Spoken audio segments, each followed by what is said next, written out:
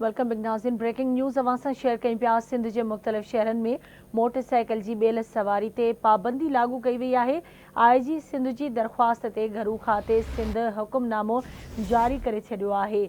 ॾखण कराची में 13, 14, 16 ऐं 17 सेप्टेम्बर ते बेल सवारी ते पाबंदी हूंदी। नोटिफिकेशन जारी कयो वियो आहे। कराची ओभर में 13, 16 ऐं 17 सेप्टेम्बर ते बेल सवारी ते पाबंदी हूंदी, जंहिंजो नोटिफिकेशन जारी कयो वियो आहे। अहम ख़बर अवां शेयर कई पिया। सिंध के मुख़्तलिफ़ शहरन में मोटरसाइकिल की बेल सवारी ते पाबंदी लागू कई वई आहे।